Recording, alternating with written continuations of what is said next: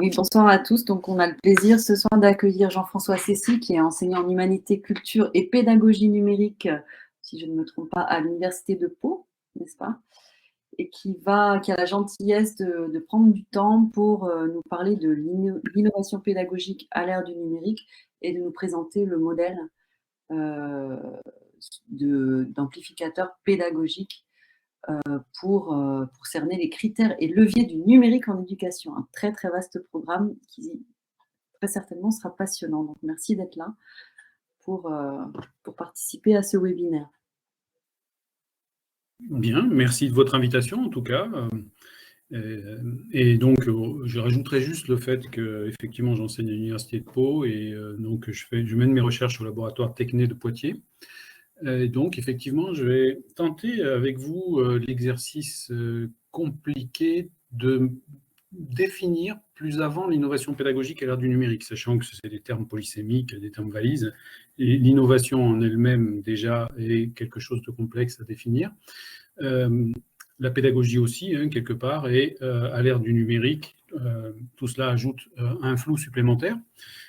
Et donc, l'angle qui sera choisi, comme vous le verrez, c'est l'angle finalement de la représentation au travers du regard d'autrui. Alors, je vais simplement passer sur le diaporama. J'espère que vous le voyez, sinon n'hésitez pas à prendre la parole pour me dire s'il y a un bug, parce que moi je vais quitter l'écran visio. Alors, tout d'abord, j'aimerais mettre un contexte autour de mes propos. En 3 points.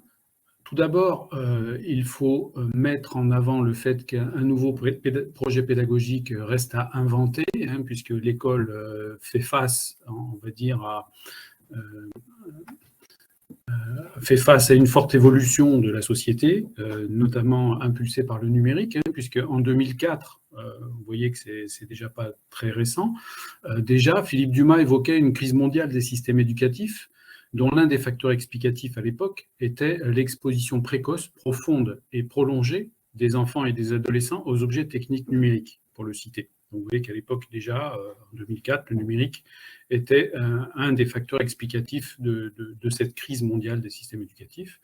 Et il appelait alors de ses voeux un nouveau projet pédagogique, car, pour le citer de nouveau, hein, il disait « Si la technologie a des effets pervers sur l'éducation et la culture, qu'au moins on cherche, par un nouveau projet pédagogique, à en exploiter les potentialités. » Donc ça signifie que l'école, quelque part, doit se réinventer autour du numérique, l'intégrer ou pas, mais en tout cas le réfléchir et peut-être aussi former la jeunesse, on va dire accompagner la jeunesse à finalement vivre dans un univers connecté.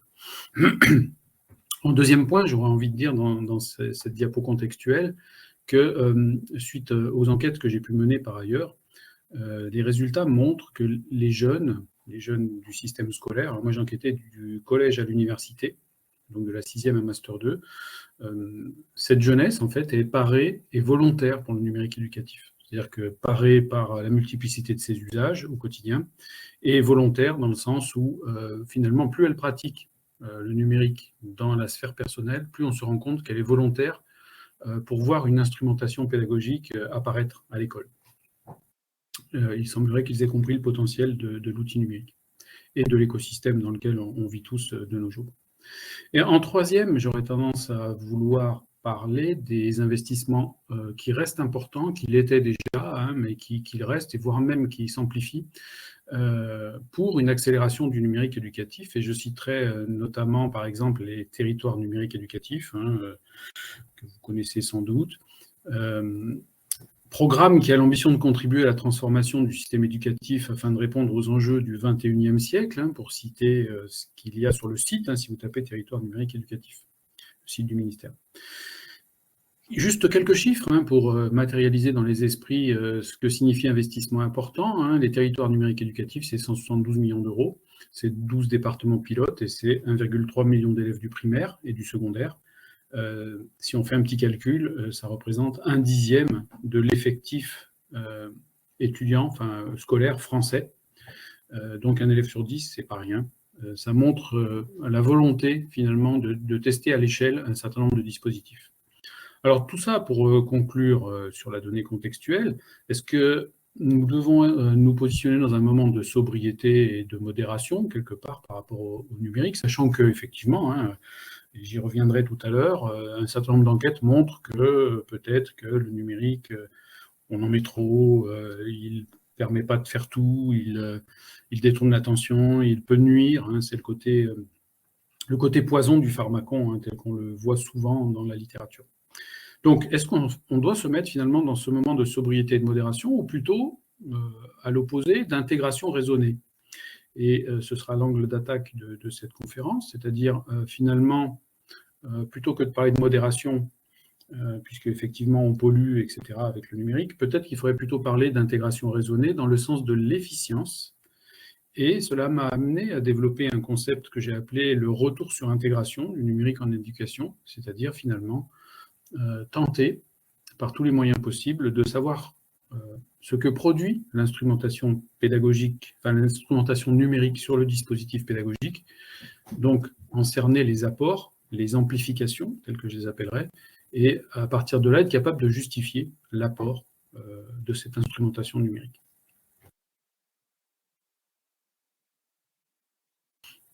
Alors en première partie, je vais vous parler de ce qu'on qualifie d'innovation pédagogique à l'ère du numérique, et comme je vous le disais en propos préliminaire, effectivement, c'est compliqué de définir l'innovation, c'est compliqué de définir la pédagogie même elle-même, et puis l'ère numérique vient flouter tout ça. Et donc, il m'a semblé judicieux de prendre l'angle d'attaque des représentations subjectives, donc des sujets pratiquant le numérique,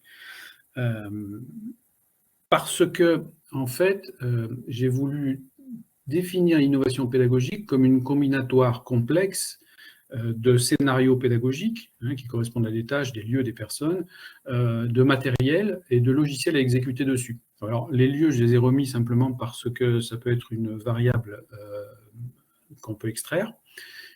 Alors, on va étudier ces 4 paramètres maintenant un peu plus avant, en utilisant pour cela justement les représentations subjectives à travers un panorama qui a été dressé autour de 2867 articles sur la période 2012-2019. Alors, articles issus de blogs pédagogiques, d'articles scientifiques, d'articles journaux, tous bien sûr sur le sujet de l'innovation pédagogique. Donc, dès qu'un article finalement dans cette période-là me parvenait sous différentes formes, et notamment des outils de curation en ligne comme Scoopit, qui est en ligne, d'ailleurs, mon Scoopit est accessible, recense donc les articles qui traitent de l'innovation pédagogique, qui, dans la représentation de l'auteur, sont innovants et selon quelle approche. Donc, à partir de là, sont recensés les scénarios pédagogiques décrits dans ces articles, les matériels utilisés quand ils étaient décrits, bien entendu, et ou les logiciels utilisés quand ils étaient décrits, et éventuellement les lieux. Alors, voilà ce que ça donne. Dans cette riche littérature journalistique, pédagogique et scientifique, il est ressorti 25 scénarios pédagogiques classifiés. Alors, les appellations sont discutables, puisqu'il a fallu, à un moment donné, faire recouper des phénomènes décrits d'une manière fort différente. Mais voilà ce que ça donne. Donc, on a ici, sur cette diapo, 25 scénarios pédagogiques qui ont pu être distingués. Certains qui sont très connus, d'autres moins, comme par exemple le dernier, le 25, c'est l'enseignement magistral ou le cours magistral, donc la transmission, la plus linéaire possible. Et puis, par exemple, au début, l'apprentissage par problème en 1 est bien connu aussi. Vous pouvez trouver aussi dans la liste, par exemple, le laboratoire, quand il s'agit de faire des travaux pratiques, ou en 23, la classe inversée, qui est très médiatisée et bien connue. Donc, là, on a affaire à 25 dispositifs, 25 scénarios pédagogiques possibles et estampillés innovants dans les propos de cette presse. À ces 25 scénarios pédagogiques, on va additionner maintenant 17 catégories de matériel qui ont été recensées. Alors, je vous laisse lire à chaque fois. Et dans ces 17 catégories de matériel, ce qu'on peut se rendre compte en rouge, c'est que 10 d'entre eux sont faisables, réalisables par un simple smartphone. C'est-à-dire qu'avec un smartphone, finalement, je couvre 10 usages ici, ou 10 matériels qui ont été recensés dans cette riche littérature scientifique et pédagogique comme étant innovants. Ce qui m'amène à dire que finalement, interdire le smartphone à l'école, c'est se priver potentiellement de 10 matériels utilisés en innovation pédagogique. Donc on voit que ça a un impact fort, le smartphone, dans le cadre d'une approche BIOD, comme on l'appelle, c'est-à-dire Bring Your Own Device, venez avec vos propres matériels. Et parfois, c'est vrai que dans des dispositifs pédagogiques où on n'a pas les moyens, on n'a pas des classes connectées, on n'a pas des ordinateurs ou des tablettes pour tous les apprenants, on a tendance à utiliser leur propre matériel. Et dans ce cas-là, utiliser le téléphone, c'est potentiellement avoir accès à 10 fonctions, 10 appareils utilisés en innovation pédagogique. À cela, donc, on va ajouter 14 catégories de logiciels qui ont été recensées. Je vous laisse les découvrir aussi, comme par exemple les jeux sérieux, ou les applications mobiles, ou les environnements de simulation en réalité virtuelle ou augmentée, les outils de communication tout simplement, comme la visioconférence qui a été fortement mobilisée pendant la crise Covid, tout comme par exemple certains médias sociaux, ou des forums, blogs et autres moyens de stockage comme des drives. Voilà les 14 catégories de logiciels qu'on peut recenser comme principalement utilisés en innovation pédagogique. Donc si finalement on croise tout ça, c'est-à-dire 25 scénarios pédagogiques, 17 catégories de matériel, 14 catégories de logiciels, plus les lieux, alors c'est pour ça que je les ai extraits, c'est pour pouvoir finalement les concrétiser dans mon propos. Donc les lieux, c'est classe, hein, quel que soit le type de classe, que ce soit des amphithéâtres ou des salles de classe rectangulaires classiques. Les bibliothèques, les laboratoires, qui sont quand même des salles de classe bien spécifiques par leur équipement. Au-delà de ça, le laboratoire un peu plus universel tel que le Fab Lab. Et puis, éventuellement, il ne faut pas oublier tout ce qui est sortie terrain, hein, comme par exemple emmener ces apprenants en forêt pour découvrir, par exemple, en sortie géologique. Donc tout cela amène à conclure que finalement, en innovation pédagogique, dans la représentation de ces acteurs, ça fait plus de 6000 combinaisons. Si on ajoute les lieux, ça fait même peut-être plus que ça, puisqu'il y a 5 ou 6 lieux, donc il faudrait multiplier encore par 5 ou 6. Donc on voit qu'on a un grand potentiel de combinaison, un grand potentiel d'innovation grâce à tout ça. Et puis, retenez que le smartphone, lui, se substitue à 10 appareils sur 17. Donc, c'est un appareil qui est très capacitant, qui apporte beaucoup de capacité en innovation pédagogique. Alors, bien sûr, là, pour le moment, on a juste recensé, finalement, la représentation que se font les enseignants innovants d'un dispositif pédagogique innovant, d'un matériel utilisé pour cela, d'un logiciel, d'un lieu, éventuellement. Et tout ça ne nous dit pas ce que ça fait, finalement, sur l'apprendre. Et finalement, si un retour est constatable, puisqu'on a beau mettre toute la technologie du monde qu'on veut dans une classe, pour autant, on pourrait constater qu'il ne se passe rien de plus ou de mieux que sans. Et c'est un peu de ça maintenant qu'on va parler dans la suite, puisque ce qui a été recensé aussi dans cette littérature, c'est quelques milliers d'articles sur 7 ans, c'est que quand la personne, l'enseignant, le journaliste évoque l'innovation pédagogique à l'ère du numérique avec cette instrumentation-là, il fait ressortir un ou plusieurs paramètres sur lesquels il lui semble que cette instrumentation numérique a porté ses fruits. Et une fois de plus, donc, il a fallu regrouper tout ça sous des applications génériques en comprenant la portée des paramètres et les regrouper. Donc le regroupement que je vous propose est là. Et ce regroupement donc, de 9 critères que je vais détailler rapidement, hein, il est à comprendre à l'aune du regard de l'institution, de l'enseignant ou de l'étudiant, puisque le même paramètre aura une portée, des apports qui seront différents suivant qu'on le regarde avec la vision de l'étudiant, de l'enseignant ou de l'institution. Alors le premier critère qui a été repéré, c'est le critère de distance, c'est-à-dire des enseignants ou des journalistes qui finalement disent dans cette innovation-là, ce que l'on constate, c'est finalement des apports liés à la mise en distance.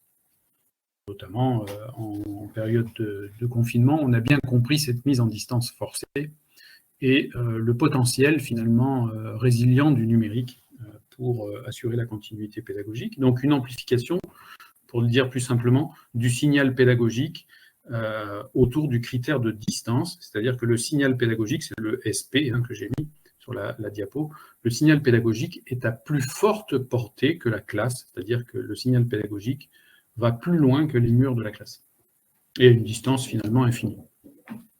Ensuite, on a le critère de temps, où cette fois-ci, le signal pédagogique peut être plus fiable dans le temps, plus durable aussi, plus durable dans le sens où si ma classe dure 2 heures, mon signal pédagogique peut durer plus que 2 heures. Il peut être plus long et il peut être plus continu aussi, notamment penser à la continuité entre 2 cours par des échanges hors temps pédagogique finalement. Il peut y avoir une amplification du nombre d'étudiants adressés, c'est-à-dire que mon signal pédagogique finalement est démultipliable à l'infini, dans le sens où si je suis dans une classe avec 30 chaises, en général, j'instruis 30 étudiants, et guère plus, voire moins, alors que finalement, avec le numérique, parfois, ce qui est constaté dans cette presse, c'est que le signal pédagogique s'adresse à un public beaucoup plus large. Ensuite, on a le critère d'individualisation qui apparaît, individualisation des rythmes ou des contenus. Donc les rythmes, ça veut dire que je cadence plus ou moins vite un apprentissage, ou finalement, je propose des contenus qui seront personnalisés en fonction des difficultés de chacun. Donc voilà ce qu'on constate, c'est un critère d'individualisation. Le numérique est utilisé donc pour individualiser au-delà de ce que peut faire l'enseignant seul, sans numérique.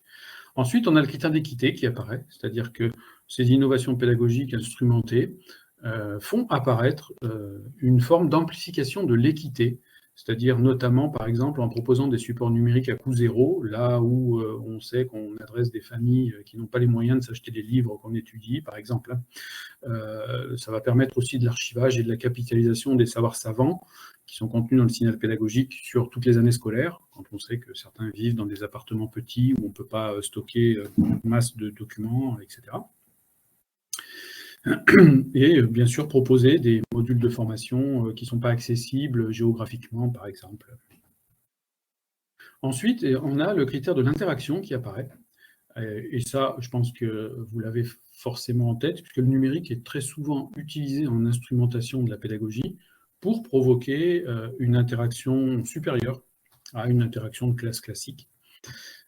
Ensuite, il y a la créativité qui est proposée et bien souvent maintenant mise en avant, sachant que c'est le critère le plus en vogue à l'heure actuelle, puisque on cherche à promouvoir la créativité, rendre les apprenants, surtout jeunes, très créatifs dans leur manière d'apprendre.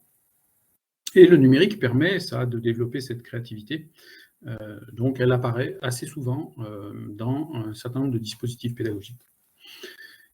Ensuite, on a la conceptualisation, et là, je dirais, le numérique est souvent mobilisé dans des dispositifs pédagogiques qui ont pour but de faire comprendre des concepts compliqués à comprendre, comme par exemple aller voir ce qui se passe dans l'espace ou sous l'eau, donc dans un milieu dangereux. Ça pourrait être aussi au cœur d'une centrale nucléaire pour voir la fission. Et à ce moment-là, on va pouvoir imager, avec des animations 3D par exemple, des concepts très compliqués, avec une vidéo finalement qu'il est très simple de regarder. Et donc le numérique est régulièrement donc, mis en avant dans un dispositif pédagogique pour amplifier cette conceptualisation. Et enfin, le dernier critère qui a été repéré est le critère de l'engagement, puisqu'un certain nombre d'enseignants, de journalistes ou d'inspecteurs, même si on reprend par exemple le rapport Becchetti-Bizot, l'engagement donc revient comme un critère intéressant de l'instrumentation numérique, provoquer donc un engagement supérieur auprès des apprenants. Alors tout ça a été un petit peu plus affiné et mis dans un tableau que je vous présente ici, notamment pour vous montrer le distinguo fait entre ce que peut ressentir un étudiant, un enseignant ou l'institution par rapport à la mobilisation de ces 9 critères. Et là où, par exemple, pour un étudiant, l'amplification de la distance provoquerait par exemple une flexibilisation des parcours, une diminution du coût de formation, une compatibilité par exemple physique et sociale avec un mode de vie. Pour l'enseignant, ça serait plutôt une nouvelle manière de travailler, donc de télétravailler, par exemple un gain de temps, un complément d'activité. Puis en rouge, je vous ai mis aussi quelques défauts qui apparaissent dans cette littérature. Par exemple, la distance transactionnelle, c'est-à-dire que pour nombre d'enseignants, ce qui ressort, notamment c'est ce qui est ressorti durant le confinement, c'était qu'on se sentait loin de ses élèves, de ses apprenants, et moins en mesure de facilement les aider. Et puis pour l'institution, le critère de distance rentrerait plutôt, lui, dans une logique de rationalisation et de flexibilisation, c'est-à-dire on penserait à diminuer les coûts, à décloisonner des postes, des classes, l'établissement même, ou les publics formés. On penserait par exemple à l'empreinte carbone. Donc vous voyez, c'est des paramètres un peu plus méta. Et tout ça rentrerait dans une logique fonctionnelle. Vous voyez qu'un peu plus bas, je vous ai mis en un peu plus clair 2 paramètres que sont l'individualisation et l'équité qui rentrent, eux, dans une logique sociale, qui, pour l'institution, rentrent dans une logique d'insertion, c'est-à-dire une meilleure prise en compte des publics particuliers, par exemple. Je vais couper le son ici. Voilà.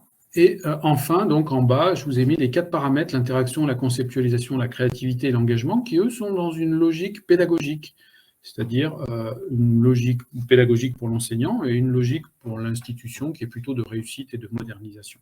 Alors je ne vais pas détailler tout le tableau, vous l'aurez plus tard, vous pourrez le regarder, et vous avez pu éventuellement le consulter jusque-là. N'hésitez pas à poser des questions tout à l'heure si c'est quelque chose qui vous a interpellé dans un de ces 9 critères. Parce que maintenant, ce qui m'intéresse, grâce à cette grille d'analyse, finalement, c'est des critères qui ressortent d'une représentation large, d'une représentation vaste d'un grand nombre d'acteurs de l'innovation pédagogique. Et puis, une fois synthétisé, ça peut devenir finalement un modèle d'analyse d'un dispositif pédagogique, et j'y reviendrai. Bon, maintenant, comment expliquer la controverse du numérique en éducation ? Puisque si on regarde finalement toute cette littérature, on se rend compte que l'instrumentation numérique pour l'innovation pédagogique a une plus-value certaine, réelle, dans les yeux en tout cas de ces personnes-là qui parlent d'innovation pédagogique et qui expliquent sur quels critères ça a apporté un gain, c'est les critères que je viens de détailler. Alors, on peut dire, oui, mais alors pourquoi on a autant d'enquêtes, finalement, scientifiques, qui nous disent, attention, le numérique apporte aussi des moins-values et peut être très contre-productif. Donc, ça nécessitait de s'intéresser à la controverse du numérique en éducation, parce que ce numérique en éducation est souvent remis en question, il est souvent contesté par différents acteurs du système éducatif. Alors, il peut y avoir plusieurs raisons à cela. Alors je dirais la première raison, elle s'articule autour d'un manque de maîtrise du numérique éducatif, le plus souvent, qui peut être renforcé par une indisponibilité des outils et équipements nécessaires. Effectivement, dans un établissement scolaire, quand on n'a pas accès à, par exemple, la connectivité, le Wi-Fi par exemple, donc on est obligé de travailler en filaire. Quand on n'a pas accès à la salle informatique, au moment où on en a besoin, fatalement, on est embêté, surtout si on est dans un établissement où l'utilisation des téléphones des élèves est interdite. Donc on voit qu'on a effectivement des difficultés matérielles à contourner. Et sachant que ce point ressort comme le deuxième point le plus bloquant en matière d'innovation pédagogique dans les enquêtes sur le numérique éducatif, dont celle que j'ai portée. Donc, on l'a dit, première raison, manque de maîtrise du numérique éducatif. Deuxième raison, indisponibilité des outils. Alors qu'on a quand même une espèce d'injonction institutionnelle à innover, notamment pour faire face à d'éventuelles autres vagues de confinement. Et puis la troisième raison, celle dont je vais vous parler maintenant, elle porte sur les évidentes contradictions des études scientifiques sur ce sujet. Et ça nous amène à avoir du mal à nous forger une opinion entre des enquêtes qui mettent en avant les succès du numérique en éducation et celles qui montrent des échecs qui sont parfois flagrants. Donc finalement, on a le camp des techno-sceptiques et le camp des techno-optimistes. Et on va détailler un petit peu ça, puisque, à titre d'exemple, et là, pour donner du grain à moudre dans un premier temps aux techno-sceptiques, je citerai l'enquête prophétique 2014 du ministère de l'Éducation nationale, et aussi celle de l'OCDE 2015, qui s'appelle « Connecter pour apprendre » et que vous trouverez facilement en ligne. Et ces enquêtes, elles relèvent en avant-propos, et là je cite la phrase que je vous ai mise sur la diapo, « l'immense décalage entre la réalité de notre école et les promesses des nouvelles technologies ». Ou encore, l'enquête conclut que lorsque les nouvelles technologies sont utilisées en classe, leur incidence sur la performance des élèves est mitigée dans le meilleur des cas. Donc, à l'opposé, dans le cas des techno-optimistes, heureusement, on constate l'évolution des résultats de l'enquête prophétique en 2016. Donc les résultats s'améliorent. Déjà, ça vient contrebalancer les résultats de 2014. Et puis, on a un bon nombre de laboratoires de recherche. Alors, je vous citerai les travaux récents de Thierry Karsanti, qui montrent que les technologies ont un réel impact sur l'apprentissage et la motivation. Encore faut-il, et là, j'aime bien en fait cette manière de formuler les choses, encore faut-il développer l'art d'enseigner avec les technologies. Alors pourquoi j'aime bien cette vision-là? Parce que déjà, enseigner doit être perçu comme un art. Puisque quelque part, c'est la manière dont on transpose ce que l'on est dans une manière de transmettre un savoir conventionné. Et finalement, et là, on pourrait citer Jaurès, par exemple, on n'enseigne pas réellement ce que l'on doit ou ce que l'on sait, mais plutôt ce que l'on est. Et quand on a compris ça, donc on voit bien que ça devient un art avec finalement ce que l'on est. Et le numérique vient amplifier ça, c'est-à-dire que ça devient une couche supplémentaire dans cette transmission de la sphère privée vers la sphère professionnelle. Ce qui signifie d'ailleurs, le plus souvent, qu'un enseignant qui utilise bien les technologies dans son métier, c'est parce qu'en fait, il est très connecté dans la sphère privée. C'est-à-dire qu'il utilise bien déjà le numérique pour lui-même et par lui-même, et qu'à partir de ça, il le transpose dans son univers professionnel. En tout cas, retenez ça, c'est quelque part, finalement, les technologies ont un réel impact sur l'apprentissage et la motivation, mais peut-être sous réserve qu'on sache les utiliser, c'est-à-dire finalement qu'on ait développé cet art d'enseigner avec les technologies. Alors on va détailler un petit peu plus, encore cette disparité d'avis, cette controverse. Ça nous amène à penser finalement que le défaut peut être du côté de l'analyse scientifique, protocole inadapté, peu robuste, ou de la proposition pédagogique analysée, c'est-à-dire des dispositifs pédagogiques qui seraient inadaptés, par exemple aux technologies, tout simplement. Alors, d'un côté, il est évident que certaines enquêtes sont basées sur des protocoles qui manquent de robustesse, et ça, tout chercheur en éducation vous le dira, qu'il y a des enquêtes qui sont pas suffisamment sérieuses. Et d'un autre côté, on a des dispositifs pédagogiques qui sont analysés, mais qui ne devraient pas l'être à l'aune du numérique, puisqu'ils ne sont pas du tout adaptés, ils ne sont pas compatibles avec une amplification par la technologie. Donc à quoi bon les analyser si c'est pour être sûr finalement que dans ce cas-là, le numérique ne fonctionnera pas et n'apportera pas de plus-value. Et j'y reviendrai. Donc c'est ça, tirer des conclusions insignifiantes finalement sur un protocole voué à l'échec. Alors, premier exemple, par exemple, c'est comme si je vous disais qu'on veut mesurer la vitesse maximum atteinte par un vélo électrique, mais qu'on place sur une route huilée. Donc on sait très bien qu'il n'ira jamais très vite et que ça ne va pas être représentatif de la vraie vitesse que ce vélo pourrait atteindre en temps normal. Donc voilà, c'est le genre de protocole qui mène à l'échec. En deux, et là, ça va vous amener forcément à une discussion.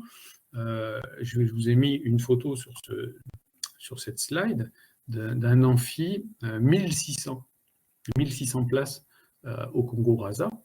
Et là, on peut se demander qu'est-ce qu'on peut faire quand on est face à 1600 étudiants, alors sous réserve qu'ils soient pleins, mais même 1000 étudiants. avec le numérique ou sans, pour finalement faire en sorte que son cours soit utile à la majorité.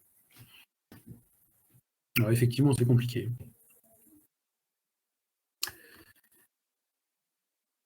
Donc tout ça nous amène à finalement nous centrer sur la proposition pédagogique. Effectivement, on peut montrer que le numérique apporte des moins-values, voire même qu'il détourne l'attention, etc. Mais finalement, est-ce que ça ne serait pas rattaché à la proposition pédagogique qui serait inadaptée? Et là, je vais citer donc les propos de Geneviève Lameule, qui dit fort justement qu'il n'existe pas de bonne ou de mauvaise technologie, mais de plus ou moins bonne pédagogie utilisant des technologies. Et là, finalement, on retourne le problème, c'est-à-dire que avant d'analyser un dispositif pédagogique instrumenté par le numérique, encore faut-il voir si ce dispositif est compatible, c'est-à-dire si finalement il a été pensé autour de cette intégration technologique et si finalement il y a raison et matière à l'analyser.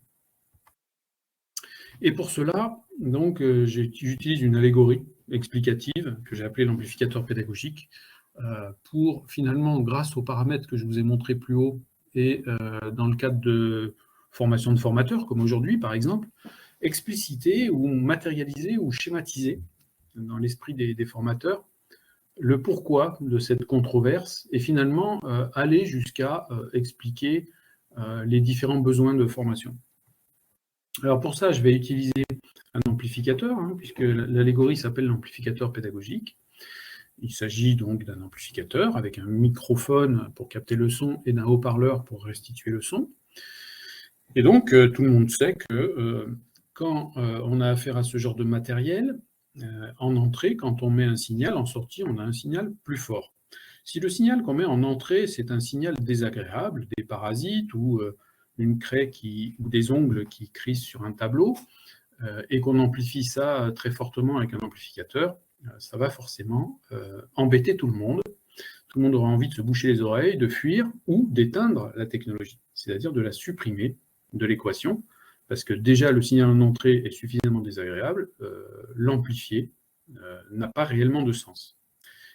Et là, on serait dans un contexte de, finalement, technologie éducative, si l'amplificateur en lui-même représente la technologie éducative, qui serait mal employée. Alors, j'y reviendrai.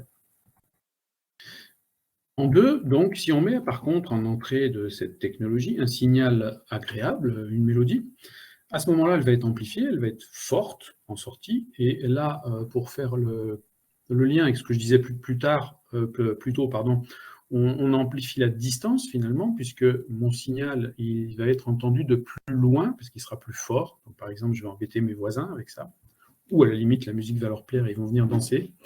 Donc, si le signal va être jugé agréable, va être jugé sympathique, on aura même peut-être tendance à vouloir monter le volume encore plus.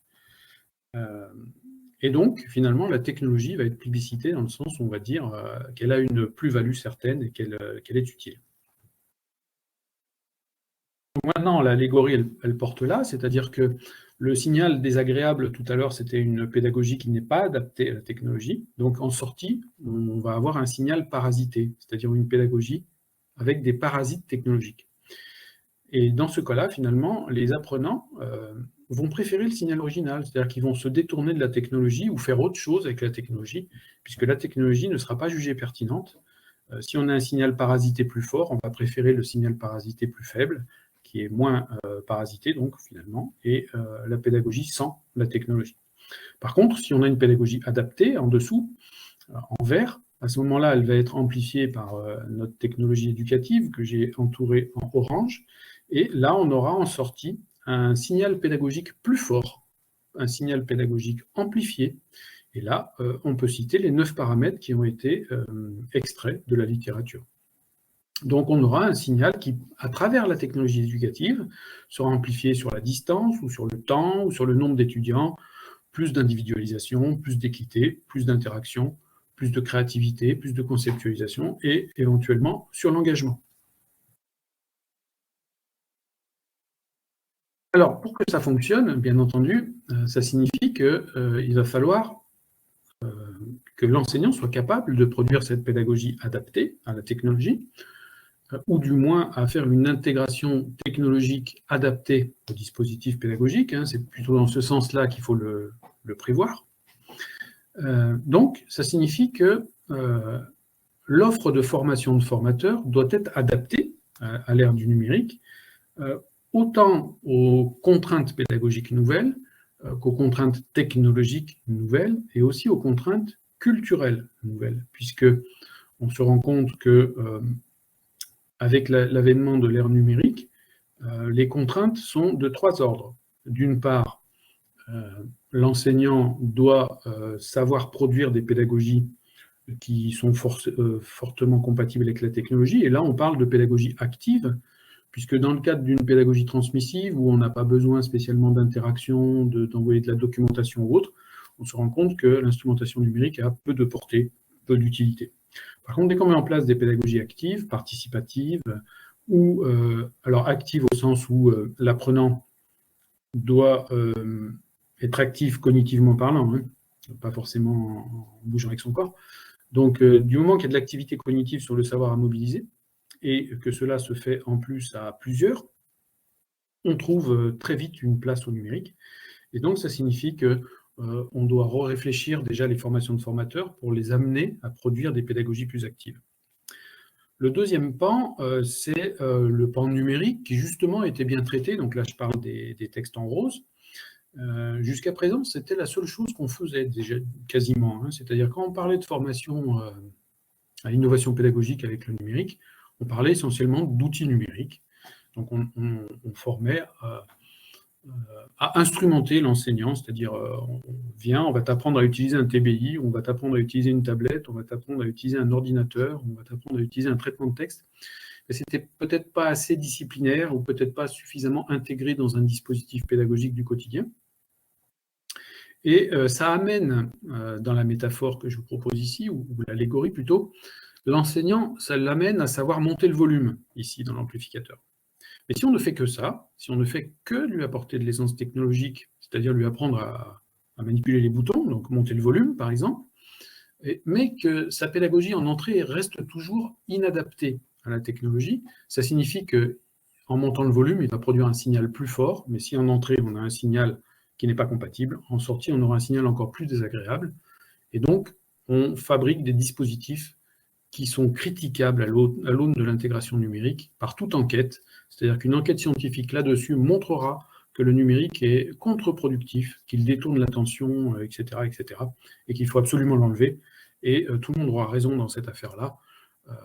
Et donc, c'est pour ça que ne former les enseignants qu'au numérique, c'est finalement obtenir très peu de résultats. Or, ces 10 dernières années, on a surtout formé au numérique et pas assez aux pédagogies actives. Et c'est ce qui fait que finalement, on a fait produire un certain nombre de dispositifs pédagogiques qui sont très critiquables à l'aune des résultats scientifiques.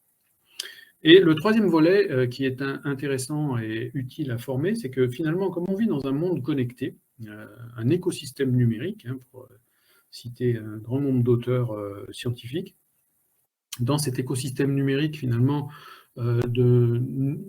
est apparue ce qu'on pourrait appeler une nouvelle sociabilité numérique. On voit que les jeunes, pour citer deux, trois choses, les jeunes passent plus de temps sur écran qu'à l'école, il faut que vous ayez ça en tête. Un jeune, il passe 2000 heures en moyenne, ce qui représente en gros 6 heures par jour, sur écran dans l'année, et il passe 1000 heures à l'école. Donc ça signifie que 2 fois plus, le jeune, la 6e à Master 2, en moyenne, passe 2 fois plus de temps sur un écran que sur les bancs de l'école. Donc vous voyez qu'il y a une nouvelle manière de construire son identité, de se socialiser, etc. Tout ça nous amène à finalement une nouvelle manière de vivre ensemble à l'ère du numérique, qui nous amène à une culture numérique qui doit être partagée et à un accompagnement numérique de ces jeunes, pour qu'ils ne soient plus finalement un peu trop laissés à eux-mêmes en matière de construction identitaire. Mais tout ça nous amène à une culture numérique de l'enseignant. Alors, ce qu'il faut savoir, c'est que le CRCN, le cadre de référence numérique français, est sorti il y a 2 ans et quelques maintenant, et finalement décrit ce qu'est cette culture numérique nationale, française, puisque chaque pays maintenant, enfin pas chaque pays, mais disons un certain nombre de pays ont chacun le leur. Donc, on a finalement un cadre de compétences numériques qu'on est censé maintenant disséminer sur tous les niveaux scolaires et dans le but de former le citoyen numérique de demain.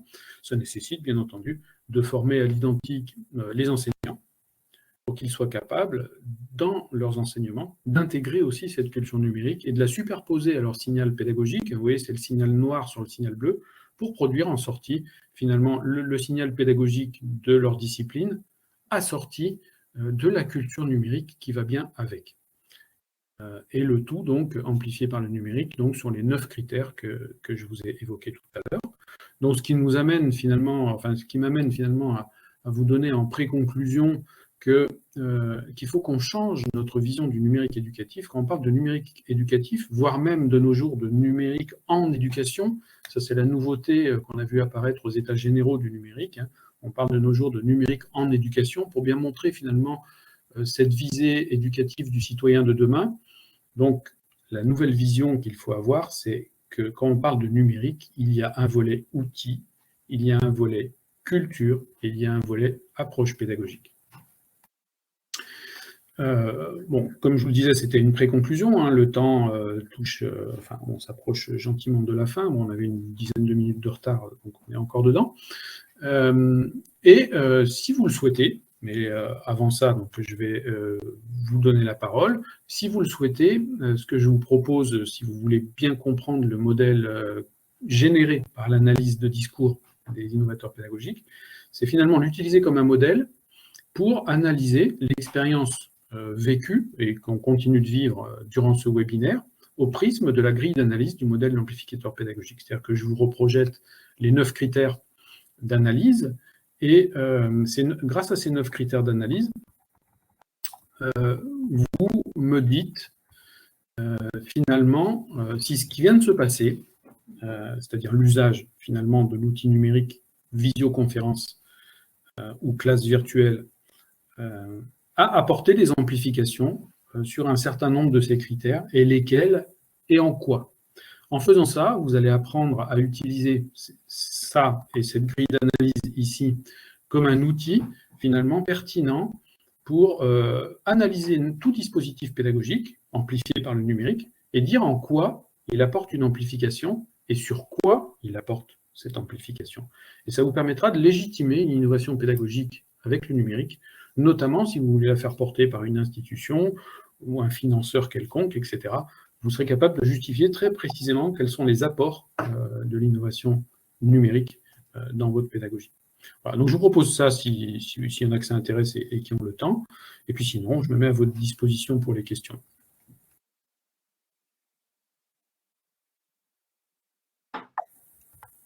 Merci beaucoup. Je vois qu'il y a des personnes qui sont en train d'écrire, donc vu qu'on est peu nombreux, vous pouvez peut-être prendre la parole directement, ce sera peut-être plus simple. Est-ce que vous arrivez à lire le tableau tel que je le projette là?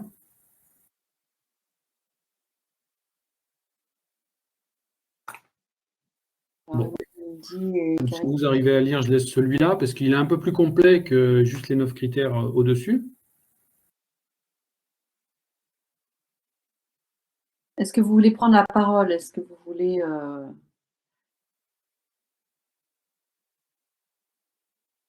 déjà nous dire si vous voulez faire ce petit travail?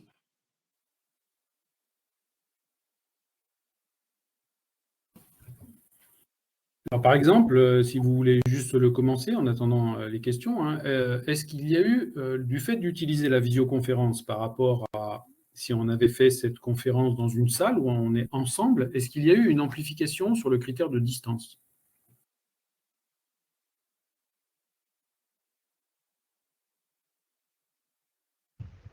Oui, alors, Emmanuel Rémy. Donc, Enchanté. Vous m'entendez? Oui, tout à fait. Bien, merci. Merci d'intervenir. Ouais, super. Donc, oui, bien entendu. Mais on est tous conscients aussi que cette amplification, elle a eu un effet corollaire. C'est-à-dire qu'effectivement, l'interaction, alors, sauf si vous aviez présenté ça vraiment sous la forme d'une conférence où la parole était interdite, mais avec cette forme de présentation, on s'interdit automatiquement une intervention et on s'interdit de vous couper la parole.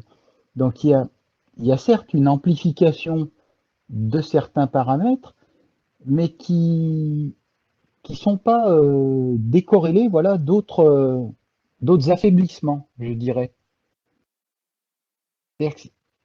C'était la question que je posais en continuant votre allégorie, sur le fait qu'il n'existerait pas des filtres passe-bande dans cet amplificateur, suivant l'outil qu'on va utiliser.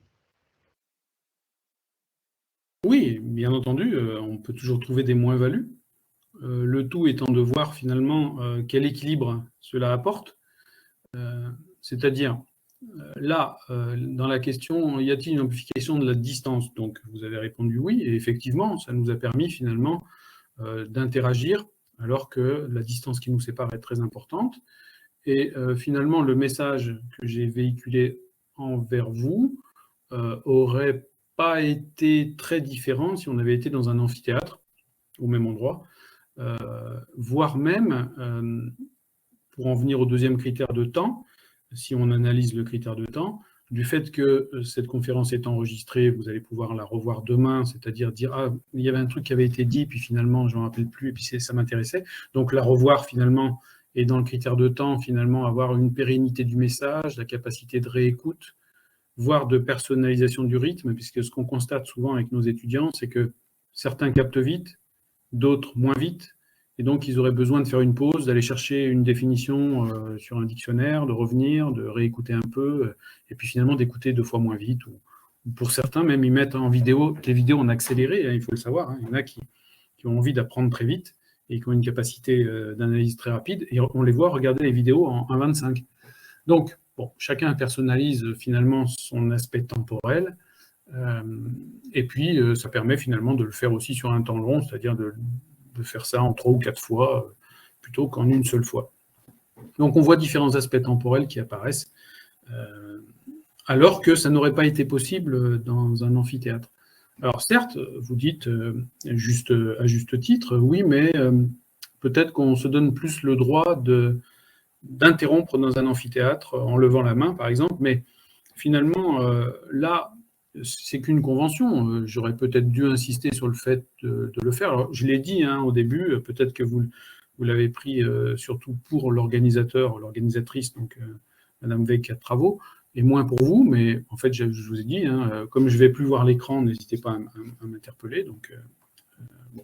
Après, ça rentre dans, on va dire, l'habitude du cours, c'est-à-dire si c'est une intervention unique, peut-être que le message n'est pas perçu, et puis quand on enseigne comme ça, alors je ne dis pas qu'il faut enseigner comme ça tout le temps, c'est pas ce que je dis, mais si finalement il y a quand même des cours un peu récurrents, et qu'on a habitué ces étudiants à la modalité, ils savent qu'ils peuvent intervenir, et ils vont intervenir, donc finalement ça va gommer la distance transactionnelle, et le fait que finalement, le fait de ne pas être un amphi, on se permet plus d'interrompre ou pas, ça on peut le gommer.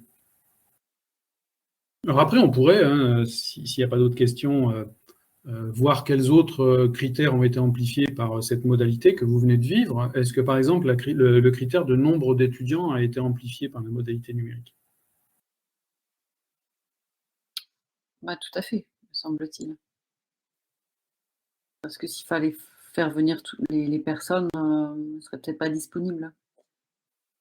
Exactement. Déjà, dans votre intervention, on comprend que le fait d'enlever le temps de transport, ça rend des personnes disponibles pour la conférence, puisque c'est le temps de la conférence, mais pas additionner des temps de transport. Et puis après, c'est la compatibilité financière, le fait que ce soit loin. Si je vous avais invité à cette même conférence en venant dans un amphithéâtre à Pau, peut-être certains seraient venus pour faire du tourisme ensuite, mais beaucoup seraient peut-être pas venus tout simplement parce que c'est trop loin et que ça va présenter des coûts. Et puis, tout simplement, le fait de le mettre en ligne une fois enregistré, ça va rendre potentiellement le nombre d'étudiants qui vont suivre cette vidéo infini. Alors, je ne dis pas qu'il va être important, mais potentiellement, il peut l'être, puisqu'on n'a plus de limite sur le fait de l'écouter quand on veut, comme on veut, où on veut. Donc, le nombre d'étudiants est forcément amplifié. Voilà. Donc, ces raisonnements, vous voyez, grâce à ce tableau, vous pouvez le continuer sur tous les critères, et vous allez vous rendre compte finalement que cette grille vous aide à justifier les apports du numérique en éducation. Et une fois que vous avez réussi à lister tous les apports de cette intégration numérique, vous pouvez bien entendu faire le même raisonnement, voir qu'est-ce que ça peut gêner. Et partant de là, vous pouvez finalement réfléchir à ce qu'est ce retour sur intégration que je vous évoquais en début de conférence. Donc, quel est le retour sur intégration du numérique en éducation dans mon dispositif pédagogique? Si vous vous rendez compte finalement que, et c'est ce que je fais avec mes L3 sciences de l'éducation, hein, puisqu'on fait ça et à chaque fois qu'ils font cours en mettant des outils numériques, ils doivent faire deux choses. Un, être capable de justifier quels sont les apports des choix technologiques qu'ils ont fait dans leur scénario pédagogique. Et deux, ils doivent être capables de me dire comment ils font si la technologie ne marche pas. C'est-à-dire quelles alternatives ils ont prévues pour quand même arriver à rendre le plus actif possible, cognitivement parlant, leurs apprenants, sans l'usage de la technologie. C'est-à-dire faire avec et sans, et essayer de faire sans, si possible mieux qu'avec, et quand ce n'est pas possible, au moins égal ou un peu moins bien, mais quand même en essayant de trouver des modalités pédagogiques intéressantes. Donc ça les amène à réfléchir avec et sans, et à tout le temps réfléchir finalement quels sont les apports de la technologie en éducation, et donc à travailler correctement ce retour sur intégration. C'est extrêmement intéressant ça comme démarche, effectivement. Madame David la trouve intéressante également. Et elle disait que le format webinaire donne l'opportunité de suivre la présentation. Oui, puisque sinon, ça aurait été compliqué. Bon, maintenant, moi, je ne suis pas contre les rencontres physiques, normales, etc. Hein. Ne comprenez pas dans mon propos que je suis pour la numérisation totale de notre système scolaire, loin de là, mais bien pour une intégration raisonnée, hein, c'est mon propos introductif, raisonnée, avec un bon travail sur le retour sur intégration du numérique en éducation. C'est-à-dire que la conclusion que je donne à mes étudiants, c'est que si vous êtes capable de faire mieux avec les technologies, allez-y. Par contre, si vous n'en êtes pas sûr, vous ne mettez pas, vous ne faites pas. Parce que bien entendu, la technologie a des contraintes, notamment de fonctionnement, de disponibilité, etc. Et que si c'est pour juste amuser la galerie, ce n'est pas la peine. Il faut vraiment être capable de prouver qu'il y aura un retour sur intégration. Ouais, je reste à disposition pour les questions. Oui, il y a Karine qui vient d'écrire « Les pédagogies actives semblent vraiment devenir le moteur des scénarios pédagogiques à venir ». Ben, je dirais, c'est pas semble, c'est que ça a toujours été. Il faut bien comprendre que, enfin, quand je dis toujours, c'est compliqué de dire toujours, puisqu'on n'a pas été là à toutes les époques, mais de ce que c'est la science. Et si on remonte assez loin, 1700 et quelques, c'était une époque où les formes pédagogiques, c'était des écoles mutuelles. Je pense que vous en avez entendu parler. Ces écoles mutuelles donc, formaient en utilisant, parce qu'à l'époque, on manquait de personnel enseignant, de transmetteurs de savoir, donc on utilisait les étudiants avancés pour former des étudiants moins avancés. Et donc, on a eu autour de ça les écoles lassaliennes, etc., et tout un tas d'initiatives qui montraient que ces pédagogies actives, ces pédagogies par les pairs, hein, de formation par les pairs, etc., fonctionnaient très bien. On a même eu, à l'époque, c'était... on avait un organisme d'évaluation de la qualité de la formation qui avait conclu que dans une de ces formations, les jeunes apprenaient à lire, écrire et compter en 3 fois moins de temps qu'il fallait à un instituteur classique, puisqu'en parallèle commençaient à venir donc, les écoles normalisées, hein, c'est-à-dire apparition de l'école normale, formation des enseignants de village pour qu'ils enseignent tous la même chose, etc. C'est-à-dire la première phase de normalisation dans les années 1800, hein, qui a conduit à ce qu'on connaît maintenant, hein, le modèle de l'école normale classique, standardisé, un enseignant, tant d'élèves devant, un programme codifié par âge. Et quand on a eu, dans ces années 1800, les deux en parallèle, on a pu comparer les résultats que ça donnait. Effectivement, il y avait un modèle qui était coopératif, etc., et qui produisait des savoirs de plus grande qualité et plus rapidement. Mais le problème, c'était le passage à l'échelle. Et dans ces années-là, ce qui a été décidé, finalement, c'était de massifier l'école. Massifier l'école, c'était quoi? C'était rendre le savoir accessible à tous, c'est-à-dire former tout le monde progressivement de plus en plus vieux, amener tout le monde à l'école. Et pour faire ça, en fait, ils ont normalisé, ils ont mis des normes simples qui ont conduit finalement la manière de former par la transmission, c'est-à-dire l'enseignant de village qui a lui-même le seul livre du village et qui va instruire 10, 20, 30 élèves d'un coup avec ce livre. Donc cette forme de transmission est née de là. Et elle s'est installée comme ça par les habitudes et la transmission, et qu'on n'a pas changé de modèle, mais les pédagogies actives ont toujours existé. Il ne faut pas non plus oublier qu'il y a eu à chaque époque finalement un pédagogue innovateur, les Montessori, etc., les Freinet, qui ont montré des modèles alternatifs centrés sur l'apprenant, contrairement au modèle qu'on connaît principal, basé sur l'instruction, qui est centré sur l'enseignant. C'est-à-dire que dans une classe, l'activité principale, quand on est observateur extérieur, c'est on voit un enseignant qui a une activité forte, essentielle, et l'essentiel du temps de parole. Si on regarde sur une heure de cours, un cours magistral, l'enseignant parle 50 minutes, et puis on a 5-6 minutes de parole estudiantine. Donc là, on est sur le modèle de la transmission. Sur l'autre modèle coopératif, pédagogie active, etc., c'est l'inverse. Ou du moins, on va avoir un 50-50. Mais de tout temps, on a eu ces formes de pédagogie active. Simplement, l'école a choisi un modèle de massification. Je ne sais pas si ça répond à la question, mais en tout cas, ça m'amène à ces commentaires. Alors, Madame David nous dit que ces pédagogies actives, si je comprends bien ce qu'elle dit, permettent de dépasser la question de la maîtrise des outils.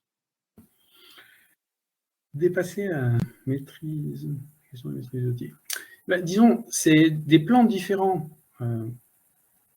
On peut tout à fait innover en pédagogie sans instrumentation pédagogique. C'est ce que je disais quand j'évoquais le fait que mes étudiants de L3 Sciences de l'Éducation, en fait, je leur montre comment instrumenter avec un bon retour sur intégration, puis à côté à faire sans, pour être capable de se dispenser de la technologie, notamment en cas de panne, mais toujours en ayant la préoccupation de mettre l'apprenant au centre du dispositif.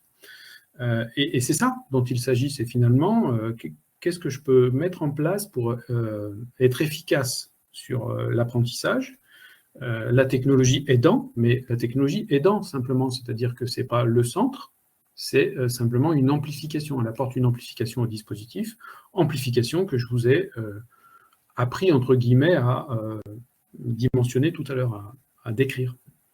Donc,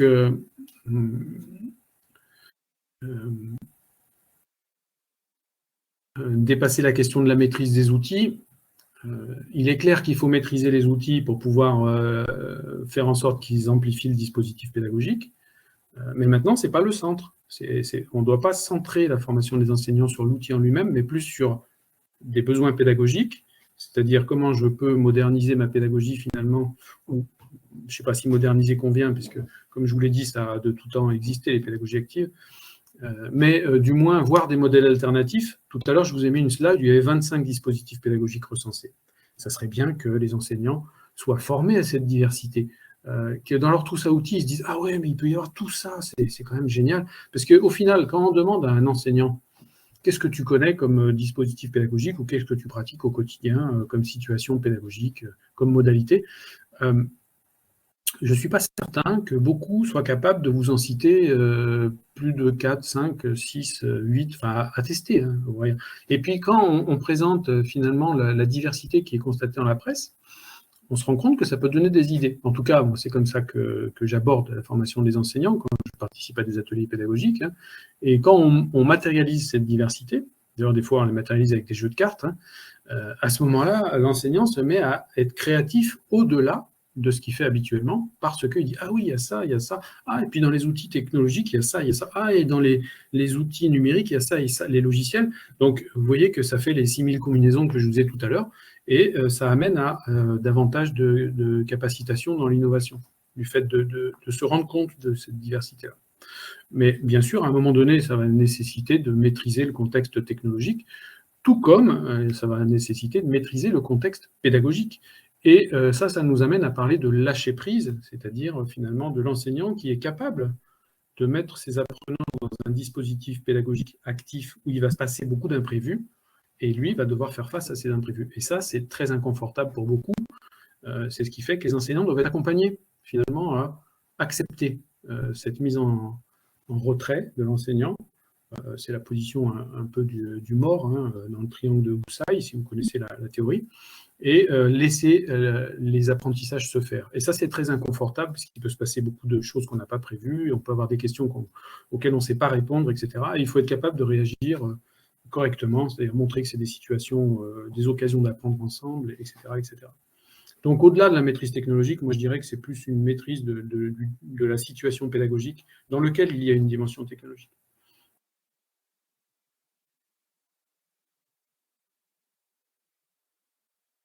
N'hésitez pas à prendre la parole, hein, si vous voulez en débattre, parce que des fois, c'est difficile de lire sur le chat et de décoder votre pensée ou l'esprit de la question. Donc, Oui, n'hésitez pas. c'est exactement ça, parce qu'il y a des remarques dans le chat que je ne sais pas décoder, effectivement. Mais moi non plus, pas toujours. C'est pour ça que c'est un petit peu compliqué par l'écrit, des fois, de véhiculer des pensées complexes. Vous pouvez activer vos micros, hein, vous avez les droits.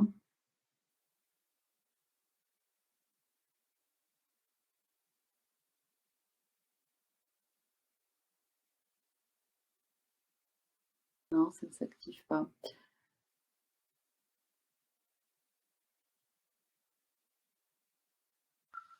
D'autres remarques, d'autres questions peut-être?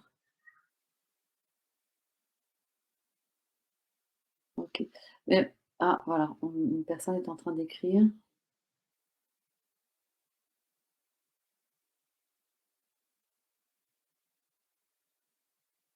Le suspense est intense.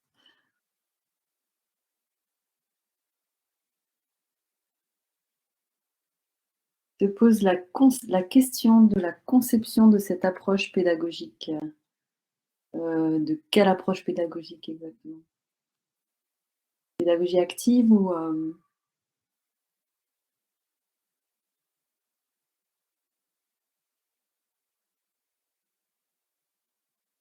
Je vais peut-être vous reprojeter pendant ce temps la diapo avec les 25 scénarios pédagogiques. Ça vous laissera peut-être davantage de temps de la lire si tout à l'heure c'était un peu rapide. Alors, pardon. Moi, je jongle avec les écrans. Voilà. Donc, tout ça pour vous montrer que quand on parle d'approche pédagogique, utilisant potentiellement le numérique, en tout cas, ça a été le cas dans la presse que j'ai décortiquée pour vous proposer cette slide. Donc là, on a affaire à un grand nombre d'enseignants ou de journalistes qui critiquaient un dispositif pédagogique dit innovant et intégrant une dimension technologique, hein, ce qu'on appelle le numérique, et avec un côté qui semble, avec un côté apport, c'est-à-dire un apport bénéfique, même s'il n'est pas forcément avéré, puisqu'on n'a pas réellement d'enquête derrière pour le prouver. Donc là, quand on parle d'approche pédagogique, vous voyez qu'elles peuvent être multiples. Des approches qui peuvent être liées à une mise en problème, ou à une découverte guidée, ou à des études de cas, ou à des approches projets, ou utiliser l'entrevue, par exemple, en faisant témoigner quelqu'un en classe pour, par exemple, expliquer un métier ou un concept, inviter quelqu'un, aller sur le terrain, faire une visite, etc., etc. Donc on voit que les approches pédagogiques sont multiples. Mais ça ne signifie pas forcément qu'il doit y avoir dans toutes ces approches une dimension technologique. Ça veut juste dire qu'on met en place un contexte de découverte de savoir à mobiliser, et puis dans ce dispositif-là, la technologie vient trouver sa place assez naturellement.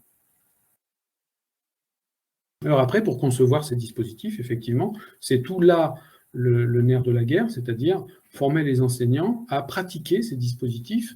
Alors, il y a des dispositifs qui sont intéressants, qui sont des dispositifs de visite, notamment ça a existé dans la classe inversée, je pense que vous en avez entendu parler, où il y avait, je crois, la semaine de la classe inversée, où vous pouvez aller, durant cette semaine, mais je crois que ça s'est terminé, vous pouvez aller visiter, assister à un cours donnée par un collègue dans cette modalité-là pour la découvrir réellement en situation. Et ça, c'est relativement formateur, surtout qu'après, en général, il y a un petit entretien entre les visiteurs et l'enseignant qui a réalisé le cours pour discuter de ce qui s'est passé, etc. Et c'est dans ces mises en situation, dans ces découvertes réellement en vrai, que finalement on se rend compte de ce que représente le développement d'un tel dispositif. Oui, alors effectivement, c'est terminé, je me semble, hein, les ouvertures de classe, classe inversée, c'est bien dommage. Madame David-Denis-Dufour, m'ont beaucoup à ces approches. L'intérêt de votre analyse est de pouvoir apporter de l'argumentation et de la mise en discussion, effectivement. Ouais.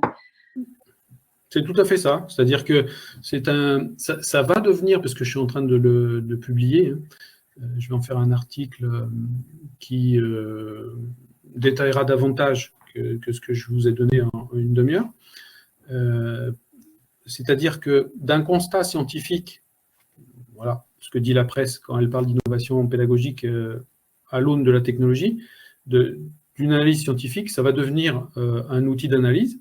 Enfin, en tout cas, c'est ce que je tente de faire, mais peut-être que j'y arriverai pas. En tout cas, je le fais déjà autour de moi. Hein. Les collègues que je forme avec ça l'utilisent, mais ça reste discrétionnaire, on va dire. Et l'optique, c'est d'en faire un outil qui permettra à tout un chacun, finalement, de dimensionner un retour sur intégration du numérique en éducation. Et donc, effectivement, moi, je le fais à petite échelle, c'est-à-dire former des enseignants, finalement, à produire de nouveaux dispositifs pédagogiques, alors nouveaux pour eux, hein, dans le panel des 25 que je vous ai affiché là.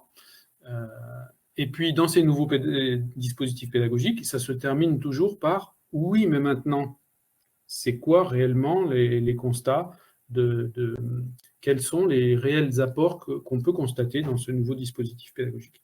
Donc, c'est toujours, quand je crée, je sais pourquoi je crée, je sais pourquoi j'intègre du numérique, et à la fin, je dois être capable de comprendre quelles ont été les amplifications apportées par la technologie quand ça a marché. Ouais, effectivement, la question de comprendre pourquoi on utilise le numérique et donc avec quel objectif est extrêmement importante. On nous dit dans le chat, les 3 angles de vue, étudiants, enseignants, institutions, sont intéressants. Et tout à fait, parce que les logiques ne sont pas les mêmes. Et on se rend compte que parfois, elles peuvent même être très contradictoires, et c'est ce qui fait qu'elles ne sont pas mises en application. Et ça permet de légitimer et de comprendre tout le monde, cette affaire. Et ça, c'est particulièrement intéressant. Alors, je ne le dis pas parce que c'est un outil que j'ai développé, hein. C'est simplement parce que, en fait, ça facilite l'intercompréhension entre les différents publics. Puisque, par exemple, ce qui peut représenter une logique fonctionnelle ou une logique de rationalisation et de flexibilisation pour l'institution peut être, par exemple, mal vécu pour l'enseignant, qui peut voir là-dedans une tentative d'avoir moins d'enseignants, parce que, par exemple, on va enregistrer les cours, puis après, on n'aura plus besoin de leurs interventions. Par exemple, pour l'étudiant, des logiques qui vont apporter de la flexibilisation, pour l'enseignant, ça peut être une contrainte de devoir faire les cours en ligne, etc. Donc, on se rend compte que tout un chacun a des logiques propres par rapport à ces 9 critères, et que ces logiques, elles peuvent aller de concert dans certains cas, suivant la manière dont elles sont présentées, ou entrer en conflit les unes avec les autres. Et c'est ce qui fait que, jusqu'alors, hein, là, on a... Puisque, bon, grosso modo, jusqu'à les années 2010-2012, quand on parlait numérique en éducation, les enseignants n'avaient pas trop envie d'en entendre parler, puisque, enfin, je ne parle pas des innovateurs hein, dans l'âme, mais je parle toujours du gros contingent. Hein, je parle des X millions, X étant 2-3 millions d'enseignants en France. Enfin, non, ce n'est pas 2-3 millions, parce que il y a 12-13 millions d'étudiants, il doit y avoir 3 ou 4 millions de fonctionnaires, enfin de salariés de l'éducation nationale, tout confondu, mais ce n'est pas que des enseignants, puisqu'il y a des institutionnels et puis les personnels d'entretien, de fonctionnement. Mais bon, peut-être 1,5 million, on va dire, d'enseignants. Vous voyez que ça fait une masse, et que cette masse-là, comment dirais-je,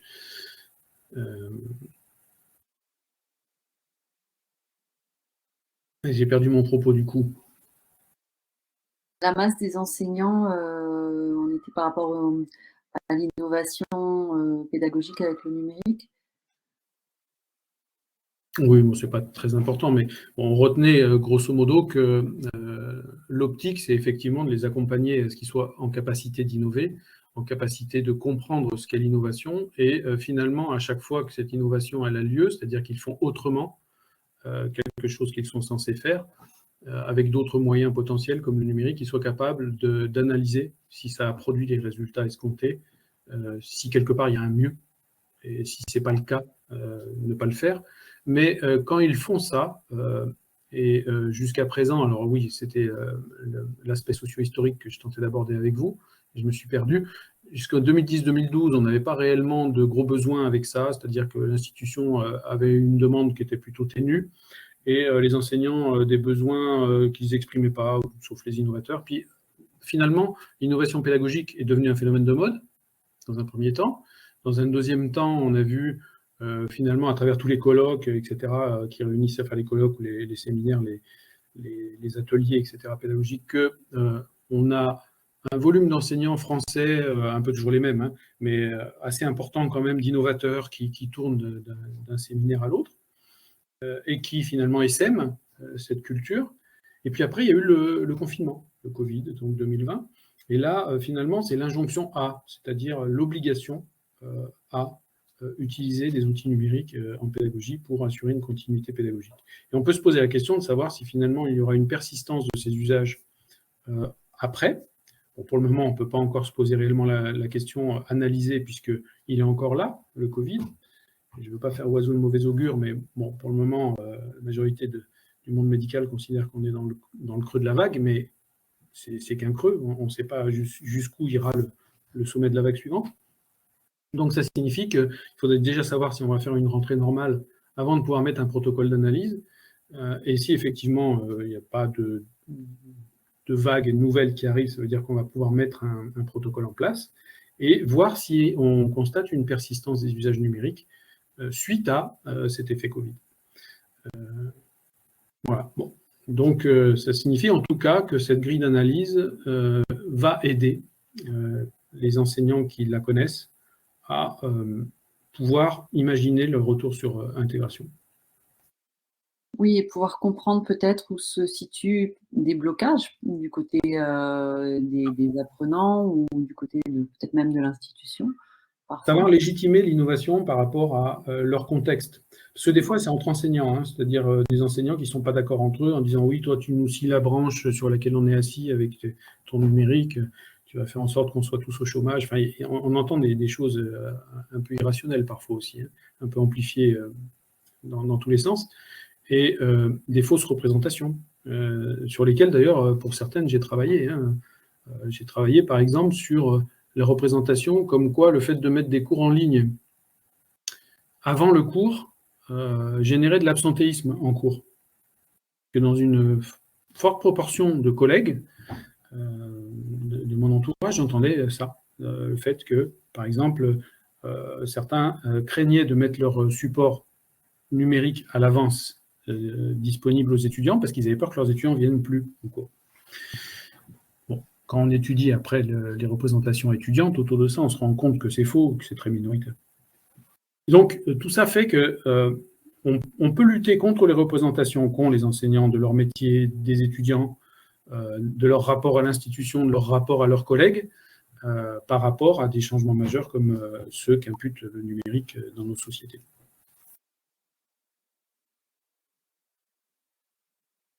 Est-ce que, moi j'ai une petite question, est-ce que vous pouvez nous en dire un petit peu plus sur l'aspect culture? Vous avez parlé de l'outil, de la culture et de l'approche pédagogique.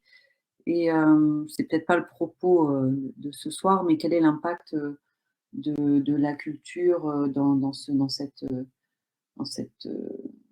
trio outil, culture, approche pédagogique?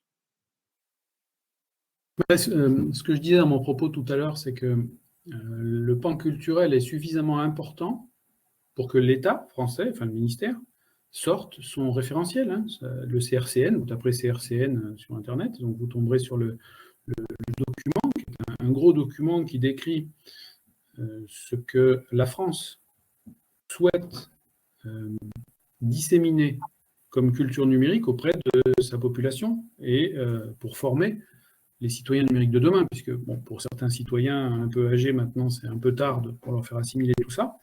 Mais sinon, pour tout un chacun, l'optique, c'est de mettre en place de la formation initiale et de la formation continue pour que cette culture numérique, finalement, se dissémine au sein de la population française. Et pour ça, donc, il y a toute une stratégie éducation nationale où on forme à tous les niveaux scolaires en allant piocher dans ce référentiel quelles compétences relèvent de quel niveau pour assurer une progression de cette culture numérique. Alors, après, si la question portait plutôt sur c'est quoi la culture numérique? Comme on vit dans un monde maintenant qui est un écosystème en fait numérique dans lequel finalement on trouve notre monde physique. Alors, on a différentes écoles au niveau scientifique, en tout cas, c'est celle à laquelle j'adhère et puis surtout celle que je documente personnellement, c'est que finalement on est dans un écosystème numérique et que le monde physique et l'écosystème numérique sont duals quelque part, ces deux univers, puisque cognitivement, on n'est pas capable d'être présent à la fois dans l'un et dans l'autre. Donc, ce n'est pas le même, c'est bien deux, dans le sens où, quand, par exemple, je suis en train de, je sais pas moi, jouer sur un jeu électronique, je ne parle plus avec ceux qui sont à côté de moi, et on le voit beaucoup chez les jeunes, les jeunes assis côte à côte, mais finalement, ils sont présents dans l'écosystème numérique, mais ils sont absents dans l'écosystème physique. Pas absents au sens où leur corps n'est pas là, mais absents cognitivement, leur cerveau, leurs pensées ne sont pas là. Donc leur présence vraiment personnelle, subjective n'est pas là.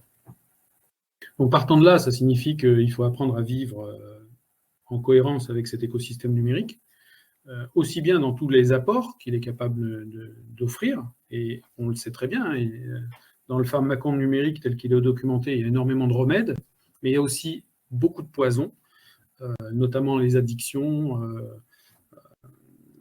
Il y a des problèmes physiques aussi, des problèmes de sociabilité. Et tout ça fait qu'il est question d'accompagner au mieux les jeunes à vivre intelligemment dans cet écosystème connecté. À l'utiliser pour le côté remède et à gommer les côtés poison qui sont très forts dans l'écosystème numérique. Voilà, donc tout ça relève d'une culture, c'est-à-dire devenir un citoyen qui sait mobiliser les technologies, donc ça c'est l'aspect outil, mais qui sait aussi comprendre quels sont les enjeux d'une société connectée, les apports, par exemple, de l'intelligence artificielle, etc. Tout ça fait partie d'une éthique qui va au-delà de l'éthique standard, qui est l'éthique du numérique, apprendre à vivre intelligemment dans un monde connecté. Et comme c'est très vaste et complexe, ça signifie que ça va s'apprendre sur un grand nombre d'années, et c'est pour ça que le CRCN existe, pour le disséminer sur la scolarité, dans sa manière la plus large possible. Ça va aller des petites classes jusqu'à l'université, où on va avoir une progressivité de cette formation à l'écosystème numérique et à vivre intelligemment dans cette société connectée. Je ne sais pas si j'ai répondu à la question. Oui, tout à fait. Il y a aussi l'aspect pour les enseignants aussi de cette culture numérique, aussi avec le CRCN, parce qu'il y a aussi cette question-là chez les adultes actuellement, pas seulement chez les enfants, mais effectivement, il y a du travail là. C'est ce que je disais quand je parlais de formation continue. Ouais. C'est-à-dire que là, bien entendu, les adultes, notamment dans le monde du travail, sont formés aussi à cet écosystème numérique, savoir l'utiliser judicieusement, savoir communiquer dessus, les bonnes pratiques, éventuellement les addictions quand elles sont là, etc. etc. Et puis les enjeux éthiques et environnementaux aussi qui sont importants. Et on avait à un moment donné le C2I, le C2I2 pour les enseignants qui était obligatoire durant leur cursus de formation. Ça a été enlevé parce qu'à l'époque, ce n'était pas soutenable de former les enseignants. Sinon, on n'arrivait plus à avoir assez d'enseignants finalement formés, puisqu'il y avait trop d'échecs au concours. Et le problème, c'est qu'on n'a pas su le remettre, ça. C'est-à-dire des exigences absolues de formation pour les futurs enseignants, pour qu'ils ne passent pas à côté de cette culture numérique et qui intègrent aussi l'outillage numérique et la compréhension de la bonne conception d'une grande diversité de scénarios pédagogiques tels que ce que je vous ai affiché tout à l'heure. Il y a Pix plus Edu qui est en préparation, en expérimentation actuellement. Je n'ai pas entendu, pardon. Il y a Pix plus Edu Oui. en ce moment, hein, donc pour les futurs enseignants, qui commence un petit peu. Ouais. Alors, les dispositifs existent, hein, et PIX, effectivement, c'est la suite du C2I. Hein, j'y ai travaillé quand j'étais conseiller numérique. Donc, effectivement, on a cette plateforme centralisée de culture numérique, etc. Le tout, c'est de savoir comment on l'intègre dans les dispositifs de formation des différents citoyens, dont la classe des enseignants, parce que les enseignants, ça doit être une population très ciblée et très bien suivie par rapport à ça, c'est-à-dire à cette culture numérique, puisqu'ils sont censés après la disséminer auprès des élèves et des apprenants à tout niveau. Donc ça signifie qu'eux-mêmes doivent être très vite acculturés. Donc ça signifie que pour moi, il y a une priorité absolue sur le fait de prendre soin des enseignants. Alors des nouveaux déjà, parce que c'est facile, puisqu'on peut très bien cadrer la formation obligatoire des nouveaux enseignants. Par contre, pour les enseignants existants, sur la base du volontariat, et puis bien entendu, pour les autres, on a des moyens, dégager du temps, proposer des modules, etc., pour la découverte de ces 3 pans de formation que j'ai détaillés tout à l'heure. Merci. D'autres remarques? On a bien, on a bien profité du temps. Je ne sais pas si vous avez d'autres choses à vous dire. Karine est en train d'écrire.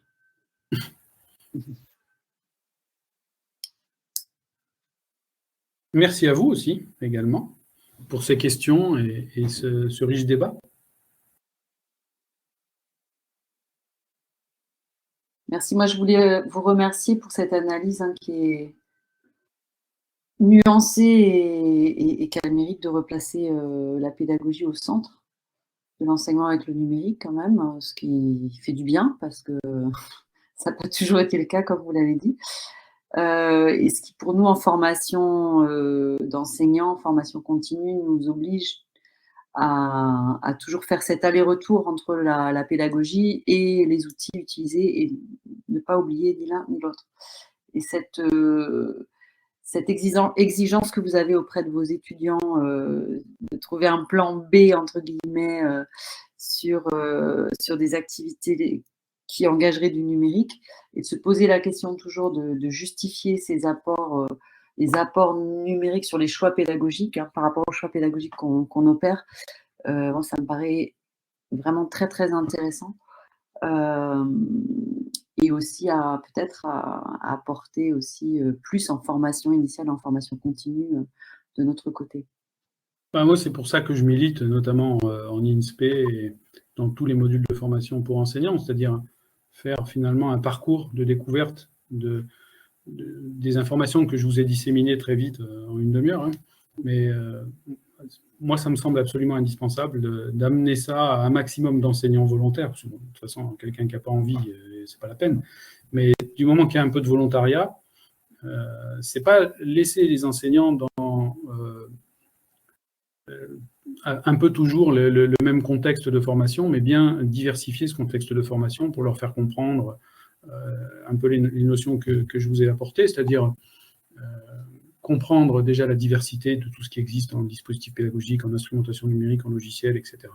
Puis après, comprendre qu'on peut mesurer ce retour sur investissement, ce retour sur intégration du numérique, apporter des outils d'analyse, et puis après, c'est former à tous les dispositifs pédagogiques un par un, pour que l'enseignant ait une trousse à outils bien remplie, finalement, de possibilités. Quand il veut faire un cours, il se dit qu'est-ce que j'utilise, et puis après, comment j'instrumente, etc. Et puis après, toujours avoir l'esprit, finalement, de mesurer derrière qu'est-ce que ça apporte. Et puis, bien sûr, d'avoir une solution de secours, comme vous le disiez, parce que ça me paraît indispensable. Et puis, parfois, en fait, on se rend compte qu'on peut faire sans tout aussi bien. Et dans ces cas-là, on sait s'en priver avec grand plaisir. Et ça sécurise aussi. Exactement. D'autres choses, hein? Bon, apparemment non. Merci beaucoup, très intéressant comme ressource en formation initiale et continue. Oh, excusez-moi, je vais éternuer. Merci beaucoup pour ces retours positifs. Je suis ravi si ça a pu vous inspirer certaines réflexions. Vous mettrez à disposition la présentation, est-ce que ce serait possible? Je vous envoie le PDF. Bah, parfait, je l'ajouterai sur l'événement, sur le replay, hein, qu'on puisse y avoir accès. Ça marche. Merci beaucoup. Bonne soirée, Emmanuel. Bonne soirée à tous. Merci à tous. Très bonne soirée. Au plaisir.